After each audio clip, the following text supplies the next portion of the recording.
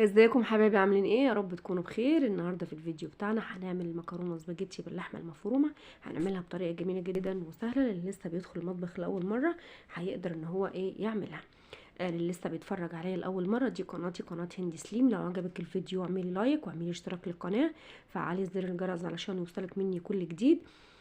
يلا بينا بقى نشوف المكرونه بتاعتنا الجميله دي هنعملها ازاي بطريقه سهله جدا. يلا بينا.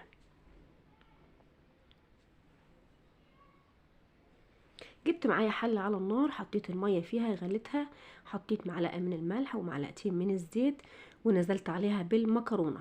الحقيقه معلقتين الزيت دي بتفرق معاكي في المكرونه، عشان مش هتخلي المكرونه تعجن معاكي. اي نوع مكرونه تسلقيها تحطي في الميه معلقتين زيت مع الملح.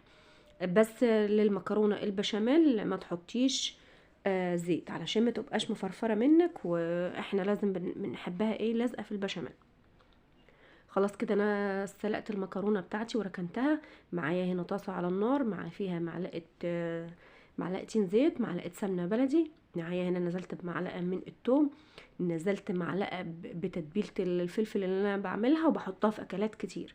احمصها بقى كده شويه لحد ما اخليها تاخد اللون الذهبي الفاتح معايا، ما تخليهاش تكون غامقه كتير. انزل بقى بمع كوبايه كبيره من صلصه الطماطم، طماطم يعني مضروبة في الخلاط. معي هنا بقى معلقتين كبار من الصلصة الجاهزة عشان تعزز لون الطماطم معايا. معايا معلقة كمون، معلقة فلفل اسود، معلقة من البابريكا، بتدي لون احمر للتسبيكة، بتخليه تحفة. انزل بقى بيه من نص معلقة ملح صغيرة. انزل بقى بنص كيلو من اللحمة المفرومة معايا، بتدي للمكرونة طعم تحفة وجميل جدا. قلبيها كده كويس، شربيها من الصلصة معاكي.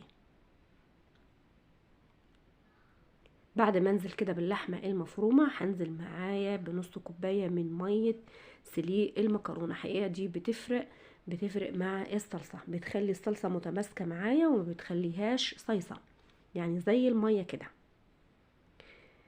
بعد شويه احط شويه بقدونس مفرومين. دي الخطوه دي اختياري، لو حابه ان انت تعمليها اعمليها، حابه تستغني عنها استغني عنها، بس بتكون في اخر التسبيكه علشان البقدونس ما يتهريش منك. هنا بقى التسبيكه معايا وصلت للدرجه واللون اللي انا عايزاه. انزل بقى في الصينيه بتاعتي كده وانزل بالمكرونه. المكرونه انا خلاص طفيتها ونزلت عليها بالصلصه. قلب بقى كويس كده لحد ما تشرب من الصلصه واللحمه تختلط فيها كويس. اسيبها بقى على النار كده 10 دقايق علشان المكرونه بتاعتي تاخد اللون الاحمر الغامق.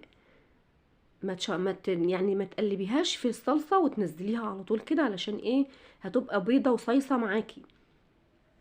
بعد ما سبناها كده 10 دقايق على النار، طلعناها بقت بالشكل اللي انتوا شايفينه قدامي ده. بقت مفرفره كده ومش معجنه، شايفين؟ وبقى لونها احمر عن الاول. اللون اختلف يا جماعه. لو حابه ان انتي تحطي فيها شطه علشان تبقى سبايسي كده حطي، لو مش حابه ما تحطيش. المكرونه بتاعتي تحفه وجميله جدا. عفوا.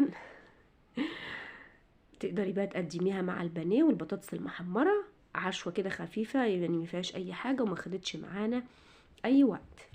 يلا بالهنا والشفا. وده كان الفيديو بتاع النهارده. لو عجبك حطي لايك للفيديو، وبالهنا والشفا. مع السلامه.